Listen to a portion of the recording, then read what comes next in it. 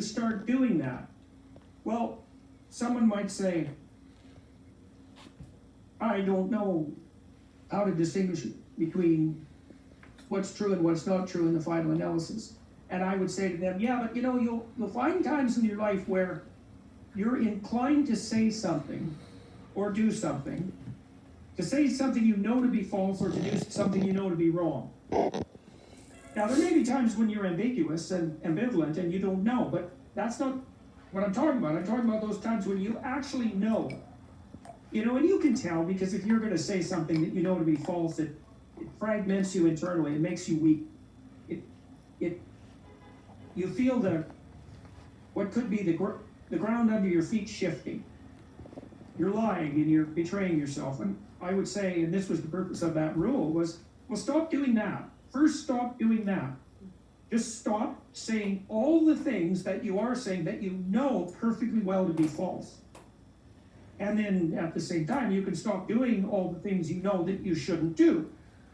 Well, what will happen as a consequence is that your speech will become more precise and your vision will become clearer, because you're not cluttering yourself up with obvious falsehoods.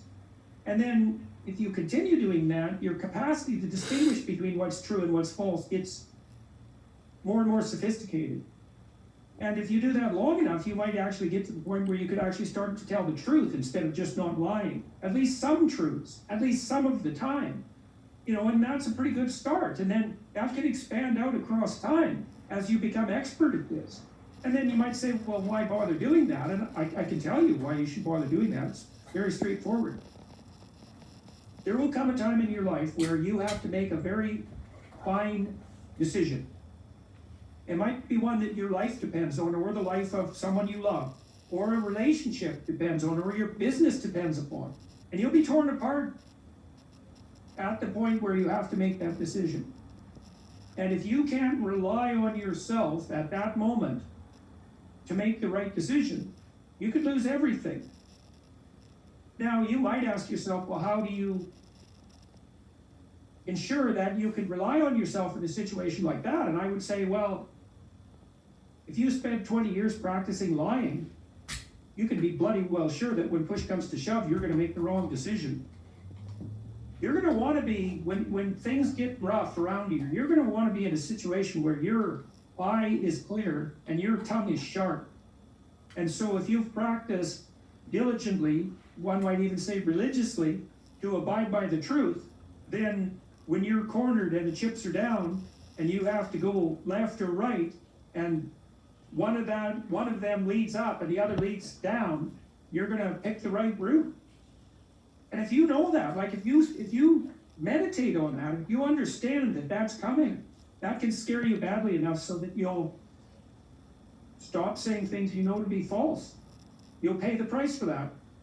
Then you add another interesting twist to that. You said that often people, these are more subtle liars, they'll sort of half tell the truth. They'll tell the truth in a way that enables them to manipulate towards an end.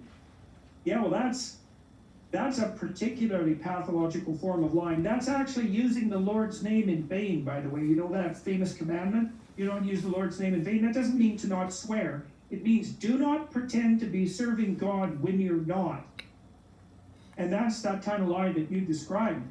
Telling the truth is a very tricky issue because you have to be aiming up in all ways to ensure that what you're relating isn't manipulatively self-serving at some subtle level.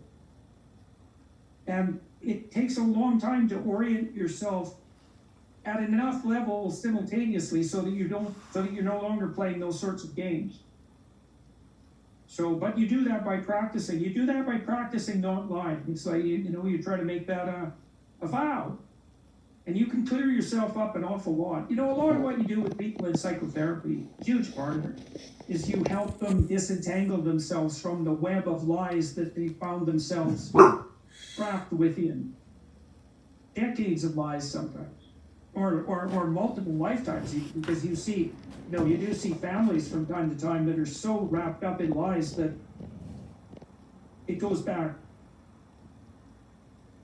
3 or 4 generations. It's just lies nonstop, at every possible level. And so all of that has to be sorted out. And you often are doing that working as a psychotherapist. You can do that with assisted